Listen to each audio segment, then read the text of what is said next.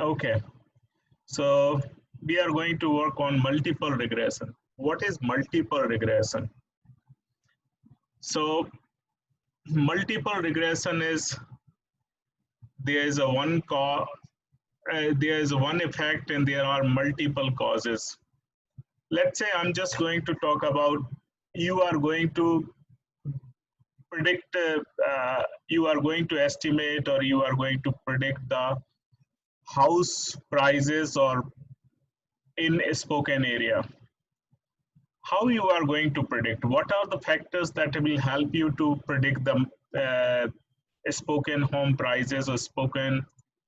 Let's say I'm just going to have here something, for example, house prices or house value. You can say I depends on various factors. So house prices is a function of, for example, I would say size, area. Area means look area, or you can say locality.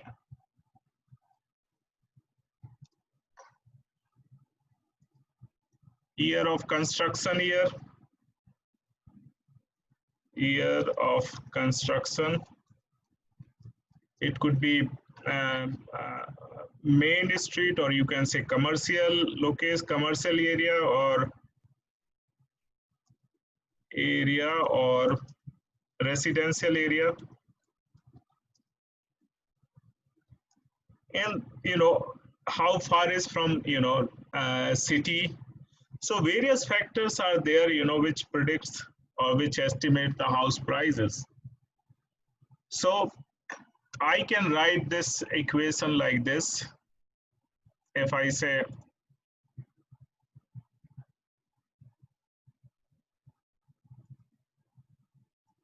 I can write this equation, house price equal to I can write A is a constant, let's say, plus B, and B multiplied with size, B multiplied with size, plus C multiplied with, where A, B, C are constants, and C multiplied with locality, or A, let's say South Hill area has higher prices than north side of Spokane. Then D multiplied with let's say locality, size, and you can see year of construction.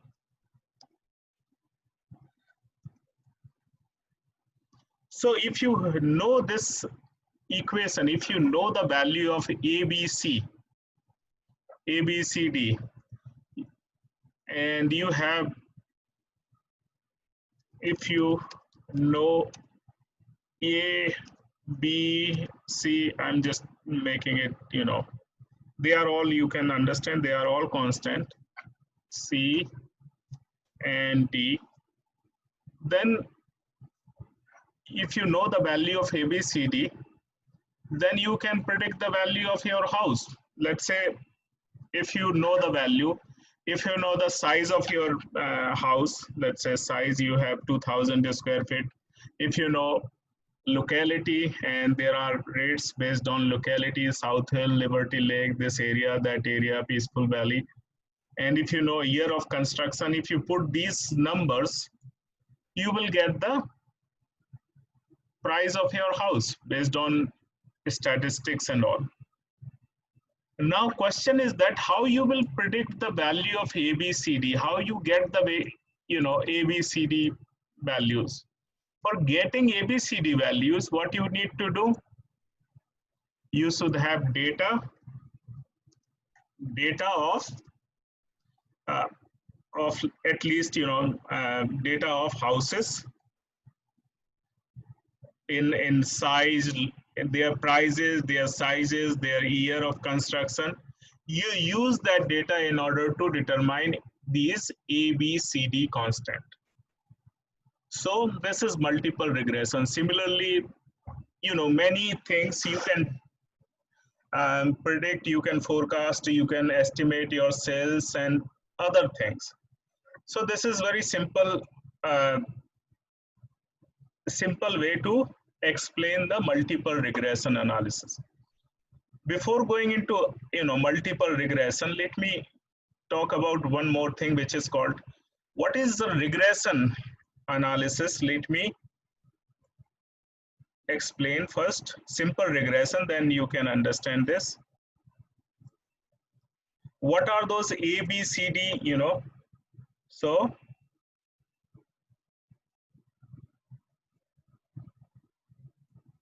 let's say you have two, this is, for example, this is your age,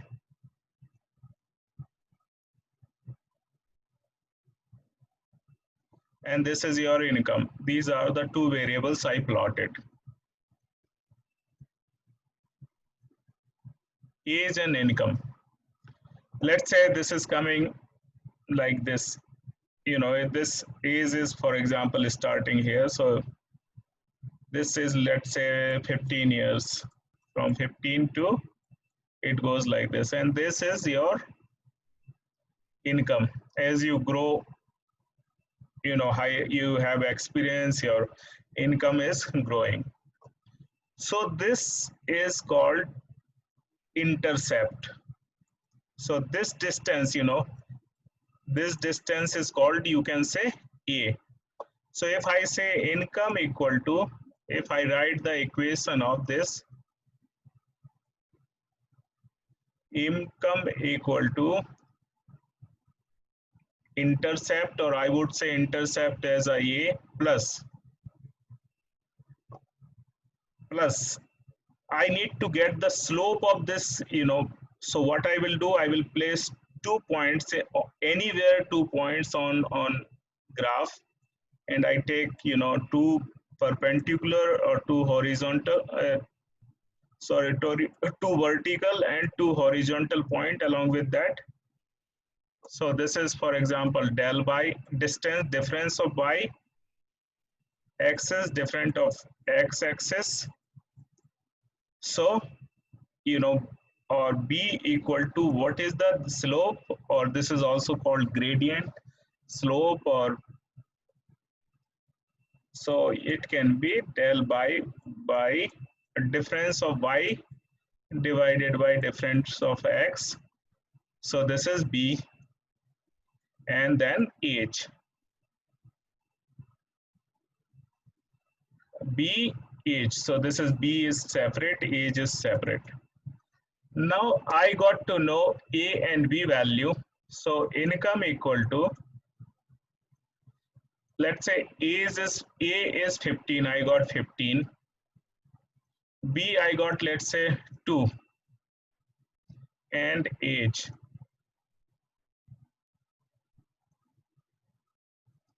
Okay, now I got the equation based on the data. Suppose my age is 20 years, how much, what would be my income? Okay, what would be my income in an annual income? So I would say I will put age is 20 years.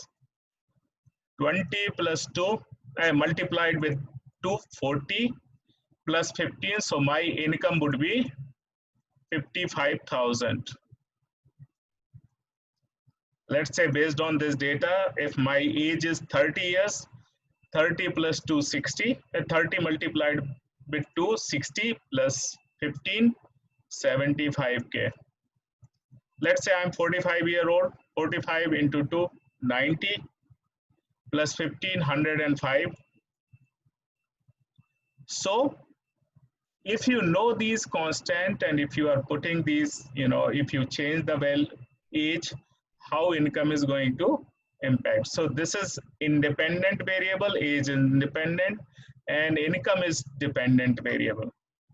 So in regression analysis, you have to understand what is dependent variable and what is independent variable. So similarly, in house price multi, so this is a simple regression. In multiple regression, A is intercept, B, C, they are all different. If you see multi-dimension picture, they are all, you can understand the slopes. So if this is clear to everyone, let me go ahead. So basic concept is clear.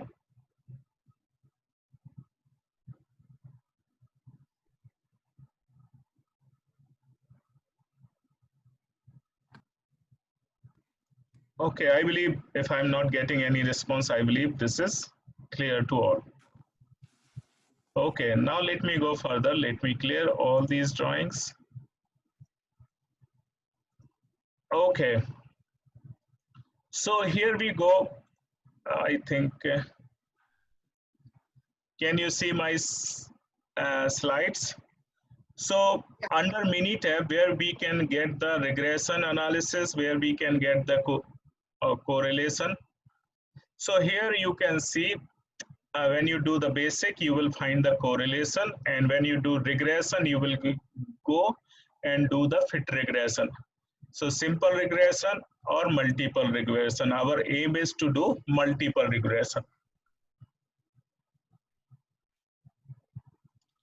And alternate way is to go on Minitab here. So basically, basic statistics, and here you can get correlation. Can you see this is a correlation? And statistics, basic statistics, regression, here you can say regression and fit regression model. So you get the regression option right here, which is clearly given on the slide. And alternate way is to go assistant. Under assistant, you can see different options. What you are going to test? Regression analysis. What regression? Here, what is your objective? One variable, one independent, one dependent, simple regression. 2 to 5 variable. Here objective, fit model only, fit model and optimize response. So here you can go fit model only, a multiple regression, optimize responses. So these are the options, very simple. You can choose this alternative approach too.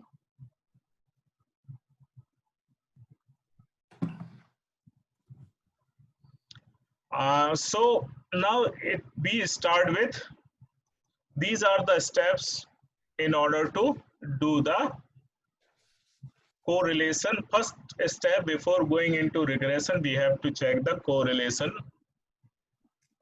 Is there correlation between variables or not? So how we can see? And let me start with some data.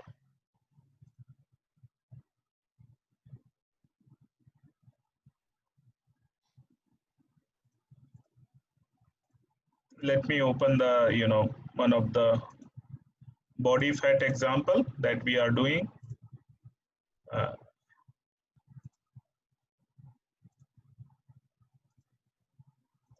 So here we have Minitab.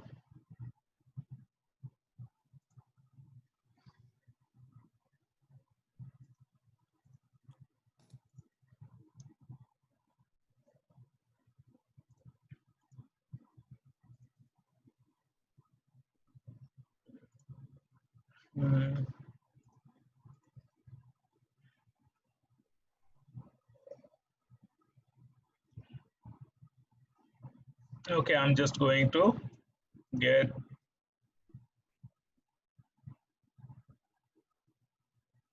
or instead of that, let me get my one data. Just a minute. Open.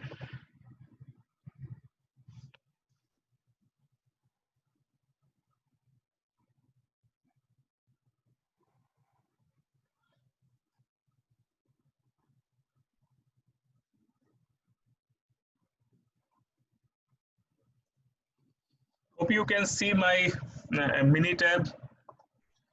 So here I have a data of master's or PhD admissions in US university, which I'm going to explain what is the data first to understand the data. Then develop the model, validate the model, and that is validated, then you can predict that can be used for prediction or estimating or forecasting the things. So let me go first with so first thing, regression.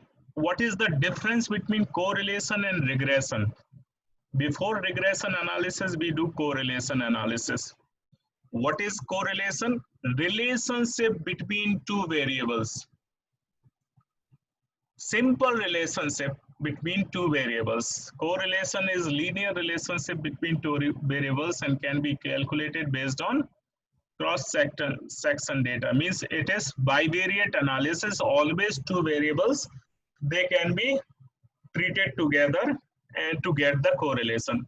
Correlation is represented by R, small r, and the value can be -1 to +1. So -1 to 1. Any value is possible. So graph is how you can start with draw a graph between two variables and see the linear relationship. So I'm just going to see the relationship between two variables here in my, so I'm going to see the ZRE and TOEFL. Actually, what is this? This is chance of admission of a Indian student. This is 500 students data based on their ZRE score, their TOEFL score, what kind of university they are interested in. For US universities, if you want to get into the any program, you have to write a statement of purpose. You have to write your why you want to do this program, why you want to pursue this. You need to do also letter of recommendation, means your professors, your colleague or your boss, your GPA in your master's level or undergraduate level. The university is research or it's a zero non-research university. So this is our option. Like Eastern Washington is non-research university. It's a teaching university. Washington State University is research and teaching university. Now let's go into this. So these are, this is the data. Now, based on this data, suppose my GRE score at 340, my TOEFL score is this, my university rating is this, my statement of purpose, letter of recommendation, CGPA, and research note. What are my chance of admission? I would like to see that. So if I, based on this, I will develop a model, and suppose based on that model, I can forecast the value. I can, predict the chance of admission of any student based on his score or his TOEFL score, university rating, and all. Okay. So first step is to go to release. I can go on a scatter plot. Okay, I can go simply. I can see the GRE, and I can simply see.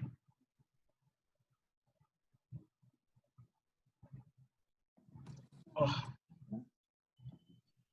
Can I see some pattern? Yes, I can see some positive pattern is appearing between GRE and TOEFL. So this is first step to look. Yeah, it is increasing in order. It has some positive correlation, and which is reflecting here. Okay. Now what is the second step? So then develop a null hypothesis. So R is a sample correlation. Rho is population correlation. So rho equal to 0 means there is no correlation between two variables. Alternative correlation, this is null hypothesis. This is alternative. Rho is not equal to 0. Decision rule, by default, alpha at 5% significance level, R and P value. So let's do it. Minitab, statistics, correlation, and select variables. So I'm just going to do the same thing. Statistics, basic correlation, ZRE and TOEFL. Option, we have 95% by default, but you can select, You can also select the correlation. I'm just going to do. So here I have to p-value. So just a minute. Stat, basic statistics, correlation.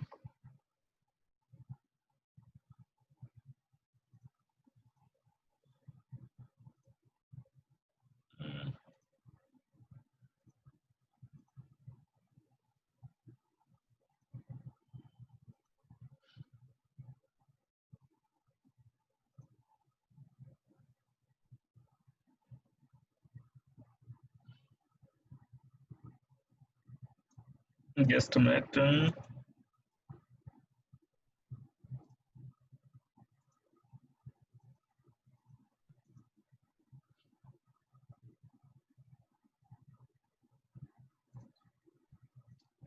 Stats.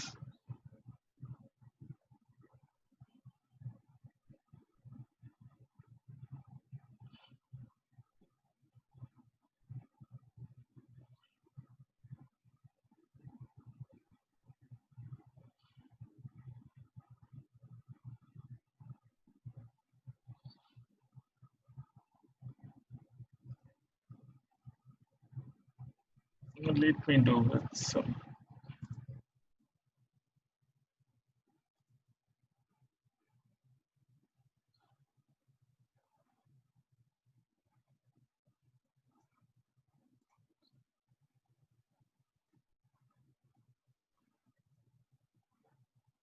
Here we have correlation and p-values.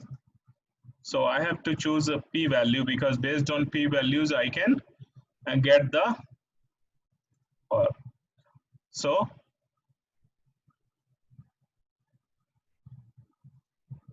then I don't need to do. Here you can see now. Can you see the results? R is 82.7. So there is a 0.827 very positively correlated these two data or these two variables. P equal to 0. What do you conclude? What do you conclude? Based on this sample, I can conclude about population that population correlation is not 0. Can we see this? R and P value. So if P value is less than alpha, alpha is 5% here because 95 it is taking automatically. What is the P value is coming? P value is coming 0 and alpha is 5%. Therefore, what we can say, we can reject this null hypothesis. Null hypothesis says based on sample population correlation, if I take all 22,000 Indian students and their GRE and TOEFL correlation, that is non-zero. This is it is saying 0. Alternatively, it is saying, so what is the null hypothesis rejected? Alternative is accepted, and I can say that null hypothesis is rejected. There is sufficient evidence to state that the correlations appear not to be 0, and there is a positive correlation. And then in case if suppose null hypothesis is accepted, there is sufficient evidence to say that correlation appears to be 0. So in this case, what we are going to check, we are going to see the relationship between GRE and TOEFL is non-zero. So these are the steps in order to check the relationship between two variables. So this is first step, a scatter plot. I already demonstrated this. For example, this is H0, calculate Pearson and pairwise correlation. So here one by the same thing we have done here. R and P value, you can see here, you can get the pairwise Pearson correlation. So that option is also there, which you can see instead. basic statistics, correlation, and option we have Pearson correlation, and so correlation and p-values. You can also get correlation in intervals, results, pairwise. Here you can go with, and here we can get all the result here in p-value. Also you get p-value right here, interval confidence, GRE, and so this is the way to do it. After this correlation is done, we can go for the Pearson evaluates the linear relationship between two continuous variables. So, you know, you might have the question, when do we use Pearson, when do we use Spearman correlation? Here we have two options. If you look into this, statistics, basic statistic, correlation, and here we have option Pearson and Spearman. So when do we use these things? It is clearly Spearman correlation coefficient is based on ranked values of each variable rather than raw data. Ordinal variables. So basically Spearman is used for ordinal variables. Here this is continuous. Pearson is used for continuous variables. And hopefully you know the, now we are coming over simple regression. As I said, simple regression is a causal relationship between two variables, dependent variable and independent. What is the, suppose what is your age, what is income? So income depends on age and experience. So basically age. So as age grows, the income grows. Only one, in simple regression, you have only one dependent variable, one independent variable. R square is called coefficient of determination. It can range between 0 to 1. And this evaluates the scatter of the data point around the fitted regression line. In simple regression, R square it is multiply with so coefficient square, but not in multiple regression. So this is a question, technical question. For example, here we got 82.827 is our correlation coefficient. What would be the regression? Suppose I plot the regression line. So what would be? I can demonstrate here. See.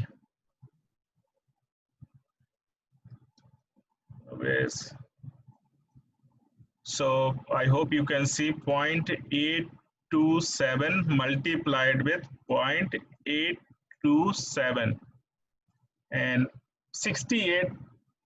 So this is, so if I do the regression used on one dependent, one independent, I will get regression coefficient this much. But this is not true for multiple regression. So I can demonstrate right here. Stat basic regression fit regression line, and I'm going to give GRE as continuous predictor as Stoffel square, and I'm just going to do very simple. So you can see, can you see the R square here? R square is 68.43. This is, so it is multiplied. Can you see this is 68.4? So which is true. So 68 and 68. So R square is called coefficient of determination. So scatter, so basically in simple regression, R square is multiplication of coefficient of correlation square, but not in multiple regression. So don't get confused that this same thing is happening with. So R square is the percentage of dependent variable variation that linear model explains. And multiple regression has more than one independent variable, sorry. So, first, what is the first step? Understand the data to decide which is independent and which is dependent variable. So here, which is dependent? Growth depends on loyalty. Growth is a dependent variable, loyalty is independent. So we first horizontally plot, and we can see the, a scatter. For example, this is, I just demonstrated already. I said what is slope, what is intercept. This is a model, and I'm not going into this, but so linear regression is, so this is the process of regression analysis. Understand the question and data and identify dependent and independent variable. Identify level of significance, 5%, 10%, whatever is given in question or whatever way. Verify assumption, check for reasonable linear model, eyeball test, run regression analysis, bias dependent access, check the model validity, check for model usefulness, interpret the result, predict using the model. And so this is the way we do. And the regression is right here.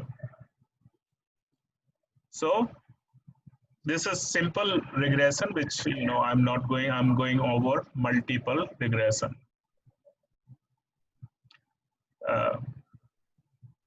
Here we can also fit regression model. So we are going directly on multiple regression.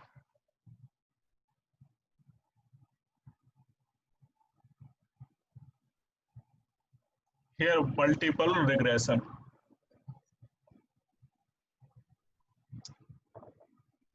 So logic fit, and look into this. This is an example. A researcher used regression to create a model to predict birth rate per thousand using 5 predictors: life expectancy, infant mortality rate, density, GDP, and different other variables. So this is birth rate is birth rate is dependent variables, and 5 predictors, these life expectancy, life rate, these are density, GDP per capita, and all these are independent variables. So identify, first step, by variable is birth rate, X variables are, rest of them. And this is a cross-section data, significance level, by default, we are taking 5%. Okay, here is the rule of, assumption that, how many observation do we need to have in order to do regression analysis. Limit the number of predictor based on sample size. So basically, Evans rule says n divided by k is greater than 0, at least 10 observations per predictor. How many observations do we need to have? At least 10 observations per predictor. This is Evans rule. Duane, who is the author of our book, he says he relaxed, he is this is conservative approach, and this is more relaxed. It should be 5 observations per predictor. So let me see how many have in our case. So 10 per we have more than 10 per predictor. So we, I can say 16 of that. So I can use this. If I have the data, I can.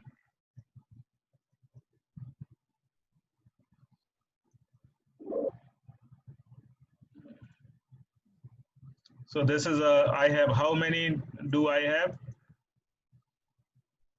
I have multiple, like more than 50, 100, I can see 100 of them.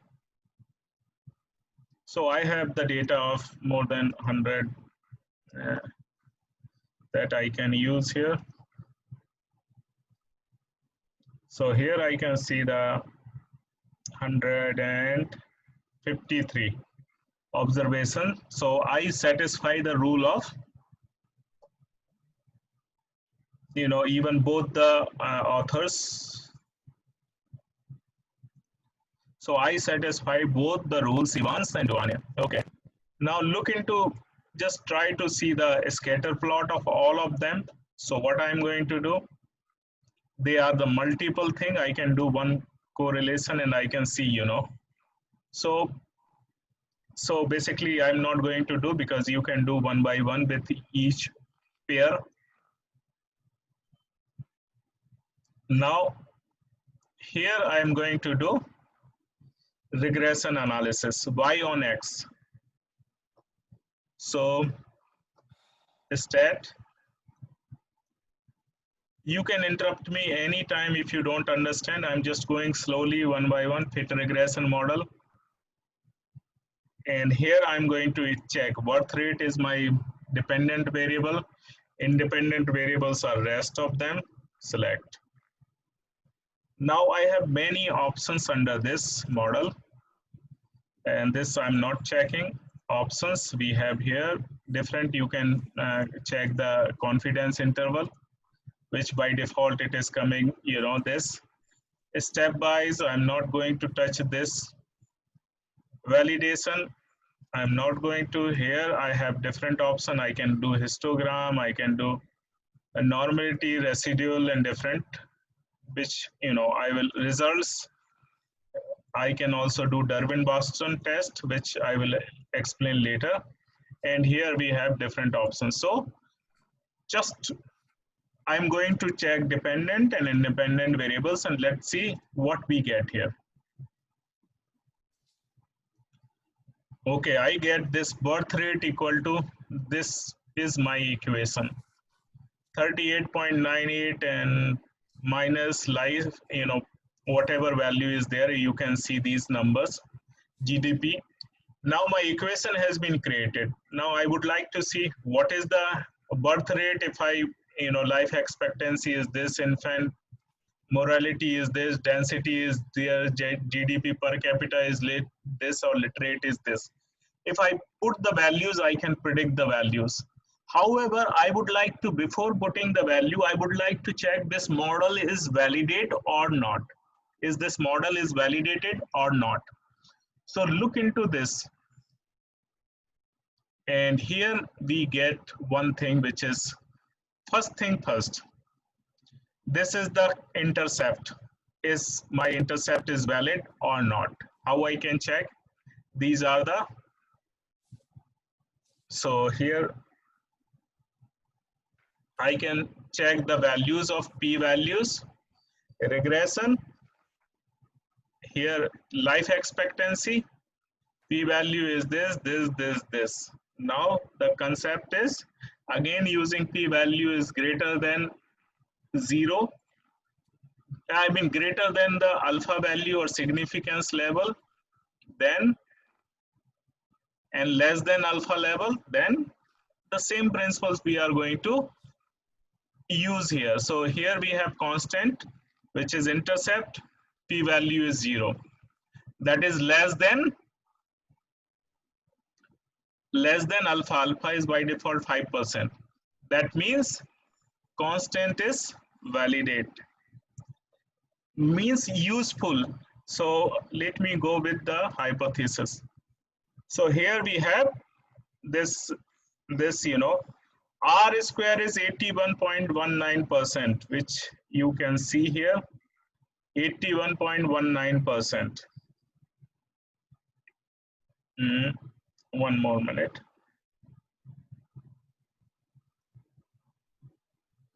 And these are the analysis of variance. This is model. These are the constant and their, significance.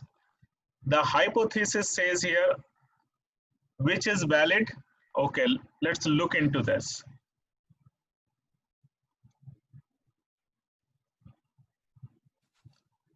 I would like to say, again, alpha, or you can say if constant, p-value is less than this, means it is useful. Simple words, it is useful. So this is useful in our model. This p-value is more than 5%. This is, I would say, useless.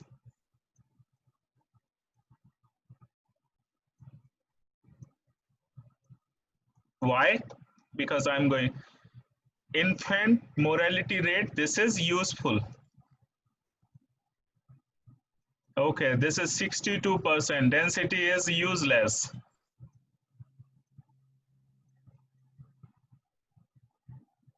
Okay. GDP per capita, what is this? This is 4% and we got 5% is, so this is GDP per capita is useful. And life rate is also useful.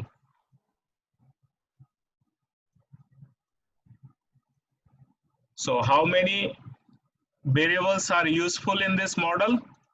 If you look into this, this is our model. And what is the first one? This value is, I mean, this is correct. This life expectancy, this is, even if you put a 0 value against this, it will not impact much. Okay. Infant mortality rate is correct. Density is not making any, and GDP is correct. This is correct. So in this model, if I use this model, life expectancy and density, these are not contributing significantly in birth rate, or I mean, this model doesn't have, I'm going to check this, whether this is correct or not. What is the hypothesis behind this? Hypothesis behind this intercept is first hypothesis, or I can say all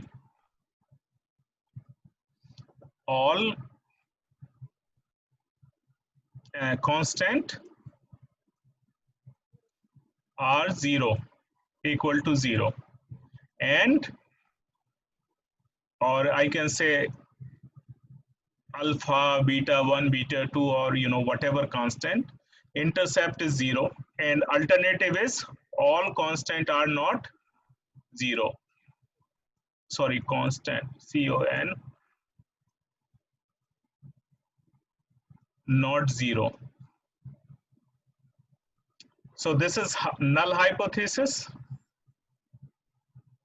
and this is alternative hypothesis. In this case, so null hypothesis, how do we prove? If p-value is greater than alpha value, then this is proved. So in this case, infant mortality, no, life expectancy, in this case, it is greater than 0. That means this is 0. It is clearly saying if this is 0, that means this part doesn't have any significance in the equation. Similarly, density doesn't have any significance in this equation.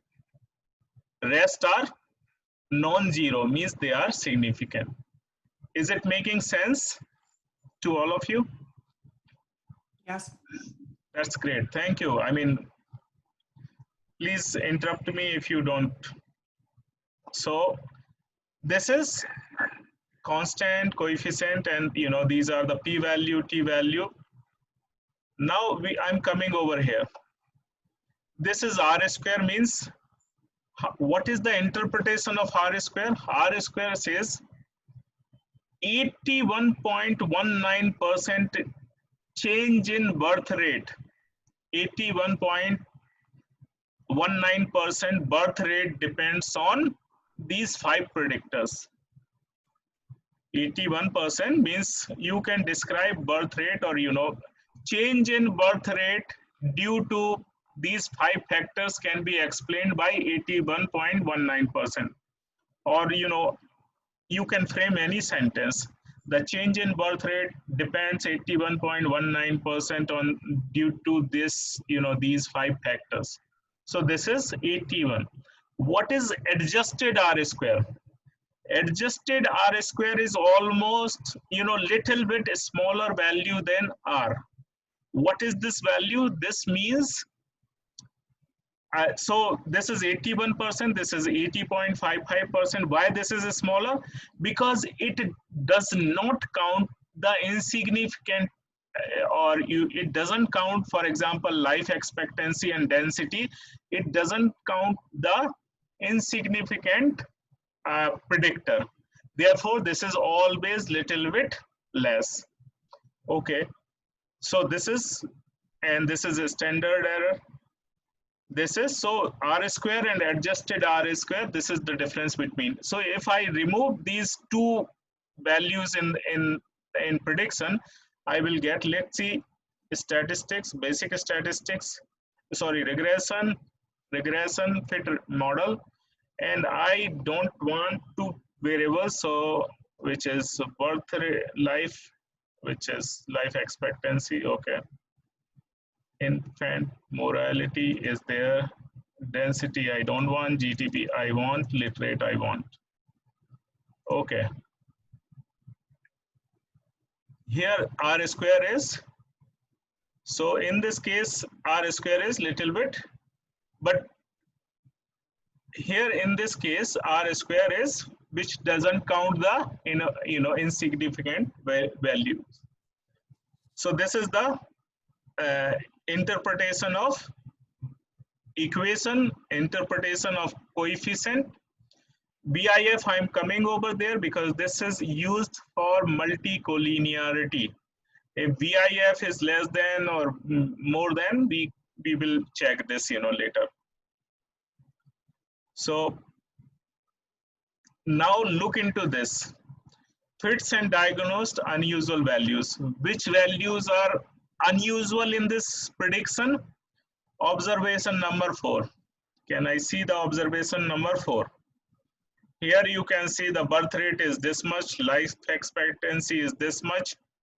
Means birth rate is very high in this Angola, life expectancy and, you know, infant mortality rate. So these are not that, you know, as per life rate is very low, where birth rate is very high. So country number 4, country number 17, and where is a 17 number? Botswana. This is where, you know, other GDP is high, this is high, but, you know, birth rate is low.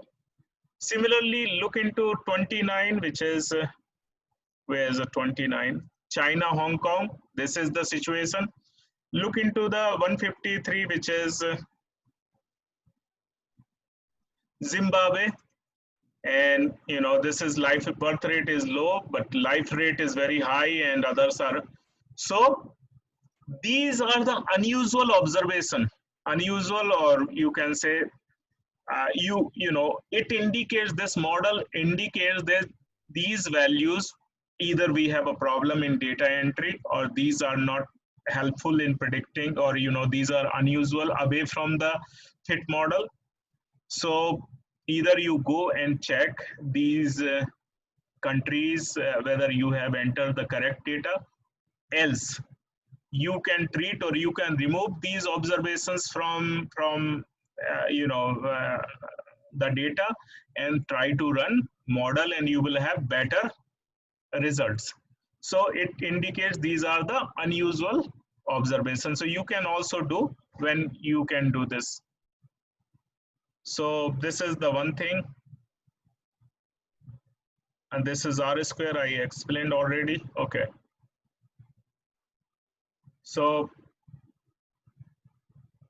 model validity, we are going on this part, so you understand these values. Now model validity, we are going to check, you know, all these things. So residual versus literate rate, Here residual versus fitted value. These things are there. I will come over there. We can also check the p-value is less than 5 means not normal. So here I'm going to look into probability part. Where is the probability? Just a minute.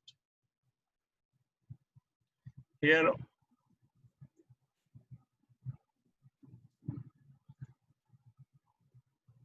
so I can store the residual value here, and I'm coming over there in a minute.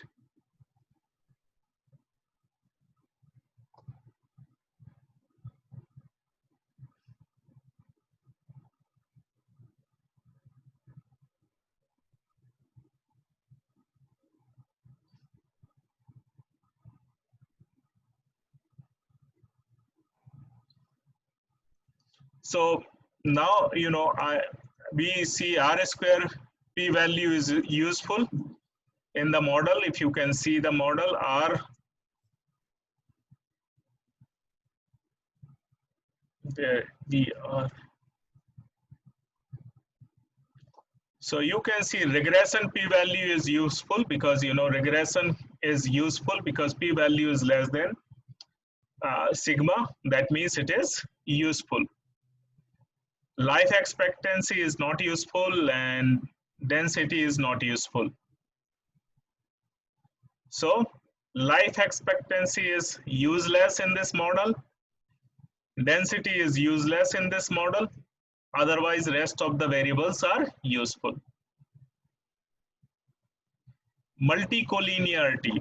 What is multicollinearity? Multicollinearity means if two variables are highly correlated or multiple variables are highly correlated, that will be a problem in order to predict or in order to do the modeling. So how we can check that? We can check that occurs when independent variables. So for example, we have 5 independent variables in this model: life expectancy, infant mortality, density, GDP, and lit rate. So are highly intercorrelated instead of being independent. So if they are not independent, they are highly correlated, intercorrelated, then multicollinearity will come, and that will be a reason. And collinearity occurs when only two predictors are correlated.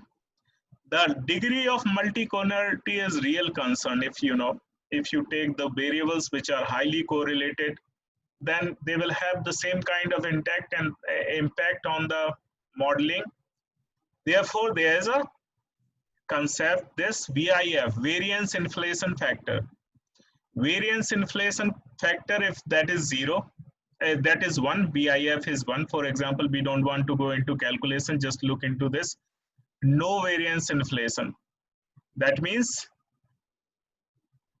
this mild variance inflation, if this is up to 2, mild variance, if 10 is a strong inflation, variance inflation, if 100 severe variance inflation. So this is R square values, and these are variance inflation factor. So look into that. If predictor J is unrelated to other predictors, will be 0. Its VIF will be 1. Situation that will rarely be seen with actual data. Some possible situations are here. So what we have to look into this. We have to look into less than 5, less than, let's say, 2. Ideal situation is, here it is giving 2, mild variance. So if you have less than 2 or 2 up to 2, you can say no collinearity, multicollinearity, sorry. This is just, this is the display of the diagram. So for example, x1 is this, x2 is this, x3 is this. These are the 3 variables. And they are, you can see in the first situation, all are independent. They are not overlapping with each other. Okay. Therefore, VIF is 1. Second situation, look into this. X1 is independent, X2, X3, they are overlapping with each other. This is BIF is greater than 10 and BIF is greater than 10. In this case, they are highly. Look into the third situation where X1, X2, X3, they are all, overlapped with each other. This is BIF is greater than 10. So rule of thumb is here, there's a no limit of magnitude of BIF. BIF 10 says that other predictors explain 90% of variation in predictor J. So what to be considered? So this indicates the predictor is strongly related to other predictors. So we go, based on the rule of thumb, we 2 and some researchers, they go up to the 5 BIF. Up to 5, they can consider that, they are not highly. So look into our model. In our model, where here you can see this is our model. What do you think? Life expectancy is 5.34. Infant mortality is 6.44. So these two factors are showing the multicollinearity. These BIF are greater than 5. However, density is almost 1, which is 0 correlation, and GDP is 1 point, which is also mild variance. Life literate is 2 point, which can be considered. So in these two cases, life expectancy and infant mortality, these are the situations. Variance. So unusual observations I already explained. These are the why these observations are unusual is needed before the correction can be. So you can do the correction, you can check your data entry and all. So fix the problem if possible, means you can remove some of the variables, you can remove some of the data that are unusual, and do the regression, rerun the regression model and do it again. Interpret. So here you can see S is, for example, in this AS is 5.287, means typical deviation between prediction and actual birth rate, which is 5.287. R square is 81.19, which is clearly given. Adjusted R square I already explained to you. Predict. Now the step is to predict. So how we can do the prediction? I'm just going to set these variables. Life expectancy 70, infant mortality 2.8, and let's see what is the prediction. So here, think about, just look into that. How do we predict? Basic statistic. Regression. Under regression, here you can see the predict. Can you see the predict? Under predict, I'm going to change. What is the infant mortality rate? And from the slide, I'm just getting 2.8. GDP per capita 5582. Literate is 99.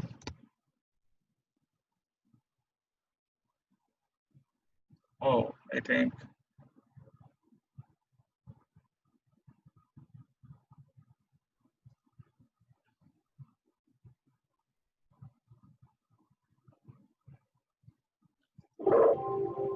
I have to do again because takes only latest value. So I go statistics, basic regression model, fit regression model, and I have to, because it only takes these values. So select, okay. Now I can go stat based regression and predict. Now it can get all these values. So this is 2.8, I believe, and 70, 520,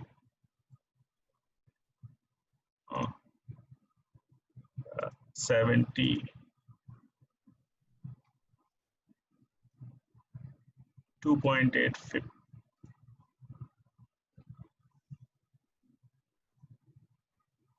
520,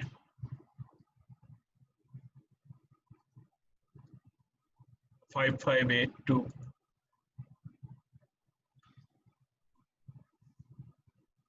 and literacy is 99%.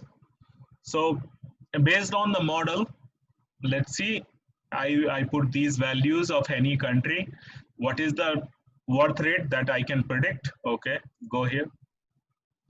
So these are the variables that I put the value in this equation.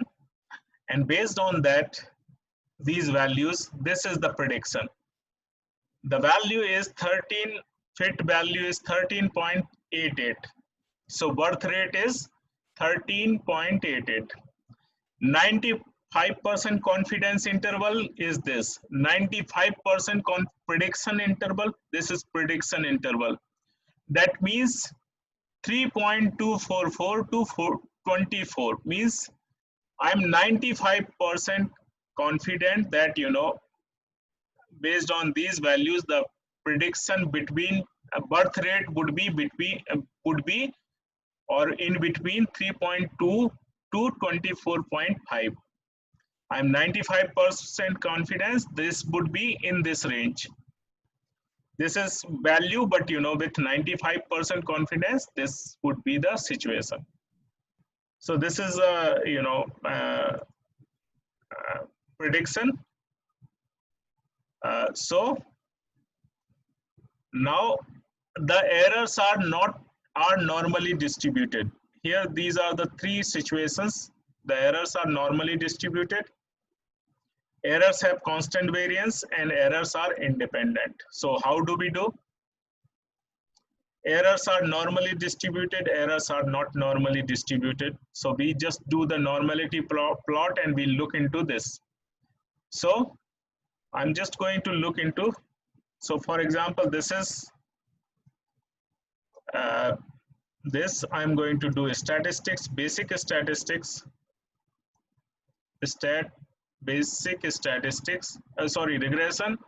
regression, fit regression model. And here we have the option results, and just a minute, option storage. Here under storage, I'm going to do fit residual, all these standard library. I'm not going to do. So fit, residual, fit, standard, residual, delay, these are the values. So these are the values. How we can see whether these are normally residual or errors are distributed normally or not normally. So I go, this is a standard residual, this is residual. I'm just going to do this graph. Under graph we have a normality plot. Under graph,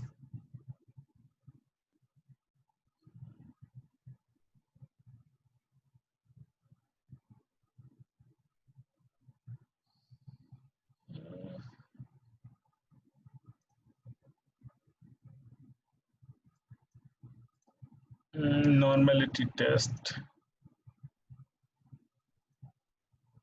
So under this, okay, I'm going to do residual.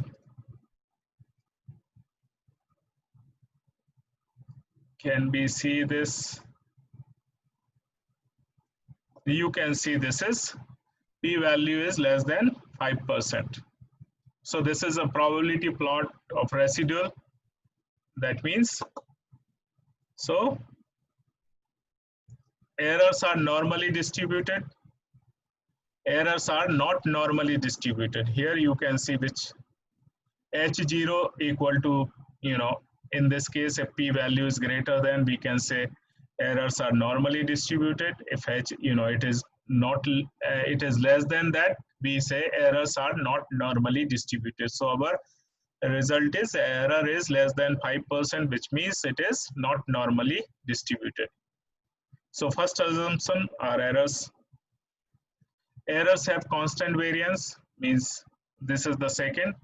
Errors have constant homoscedastic, or errors have non-constant.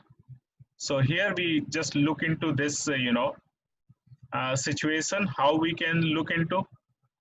We can check this situation with if there's a funnel in or funnel out kind of shape, you can say heteroscedastic residual plot, or you can say, or otherwise you can say non-constant variance. So if you see this kind of slope or this kind of pattern, we can say. So I am just going to do this,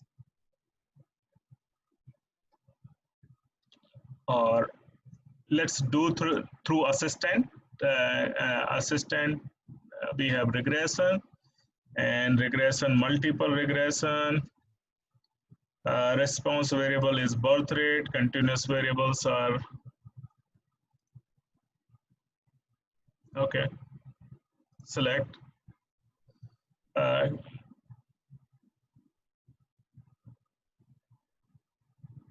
So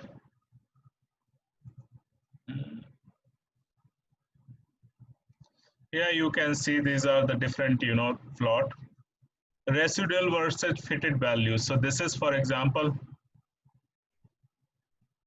so this is what kind of pattern you can see in this. Funnel in, funnel out. This is unequal variance. So based on that, you can do the judgment. I can see, basically, I can see this.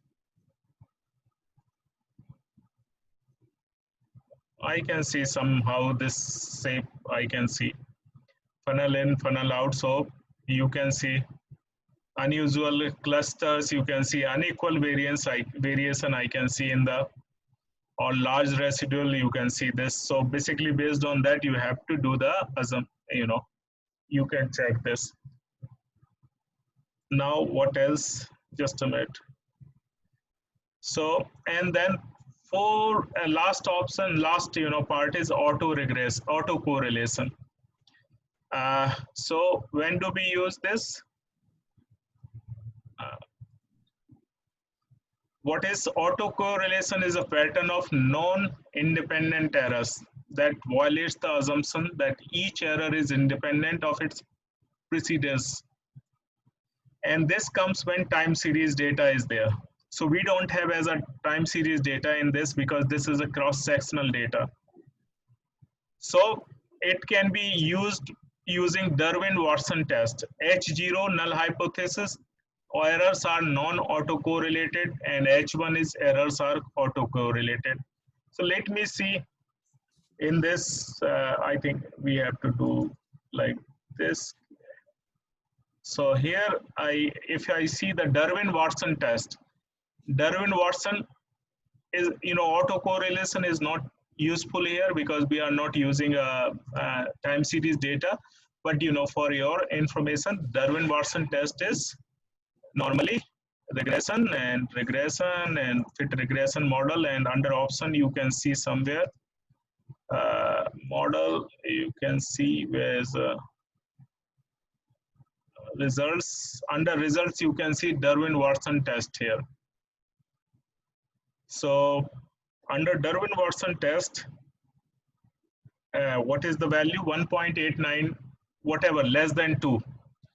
So you can interpret this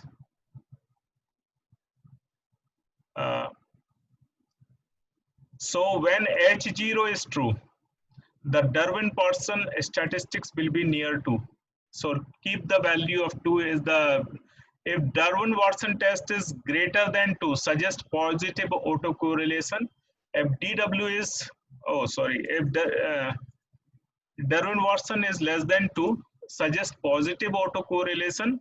And if Darwin-Watson is greater than 2, suggest negative autocorrelation. So this is interpretation of Darwin-Watson test.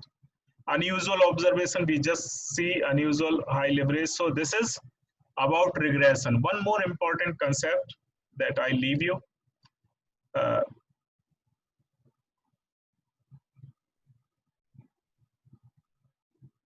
So model validity, I already explained these concepts. Yeah, in quiz,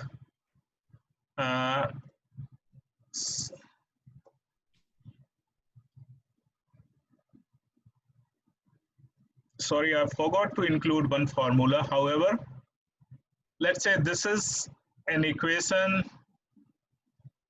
and this is, t value, standard error or coefficient, t value and p value, they have a core, they have a formula. So if you know a standard error of, SE coefficient, if you know coefficient, you can calculate other things. So I think t value is standard. I mean, I don't remember because I skipped on putting on slide, but I will email this. There's one or two questions in quiz. Those are based on just, output, and you have to calculate one or two, if t value or SE is given, what is the p value, and, different things. So this is about regression analysis. Any question do you have about this? Because there are many types of, regression analysis, logistics regression, and different, here also, let me do and ask, one thing. And so since this is admission, I'm just going to check so look into this. I'm going to do regression analysis here, static regression, fit regression model, and I'm going to do here chance of admission. And here GRE score to research, sorry, select, okay. So this is a chance of admission, and this is the equation. Chance of admission depends on these things. Which variable is not playing important role in chance of admission, predicting chance of admission? There are two variables which are not predicting. One is statement of purpose and university rating. These two variables are not, rest are zero. They are not significance. I mean, they are useless, to be honest, because their values are this. R square is this and this. Another option under this, statistics, basic regression, fit regression model. What is here? Here, these are continuous predictor, and this is categorical predictor. So category, for example, research and non-research university, these are categories, two types of university. So I can put research here, and I can do this, GRE to here. Oh, sorry.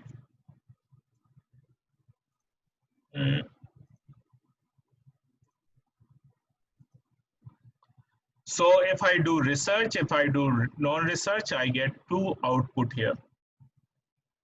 So chance of admission for 0 means non-research university. This is the equation. And, for research, this is the equation.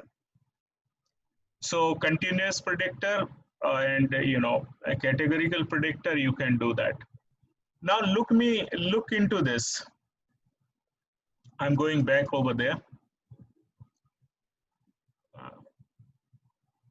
Just 2 minutes more, then we are done. So here, look into this. this is my equation, and I can see based on p-value,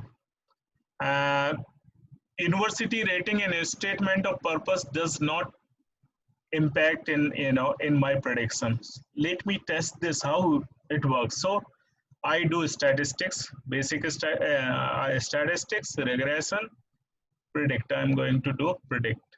I have to do again stat regression, fit regression model, and I'm going to do research here also. Okay. Now I'm going to do prediction.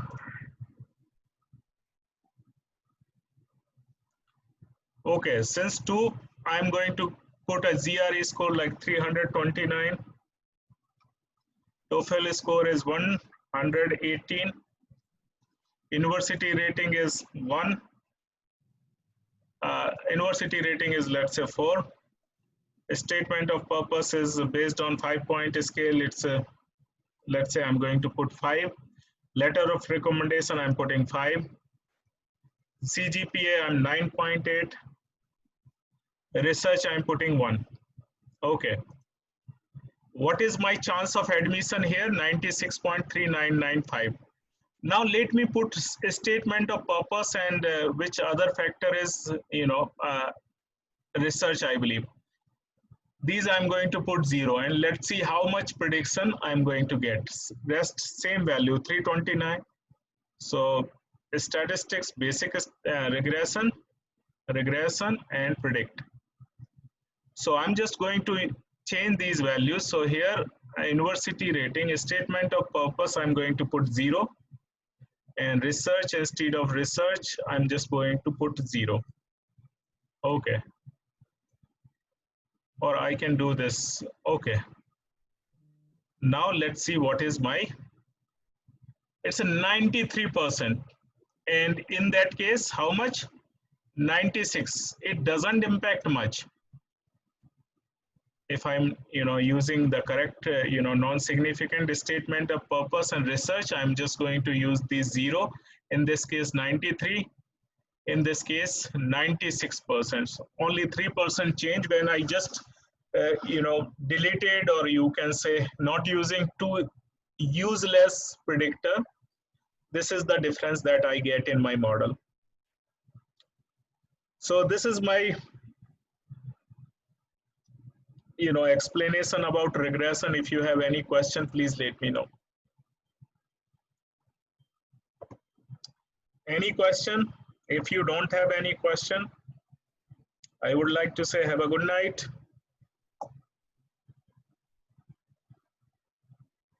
Are office hours on Tuesday at 2 again? Thursday, rather? Yeah, I'm available on Thursday. Okay. Okay, thank you. Bye, good night. Good night.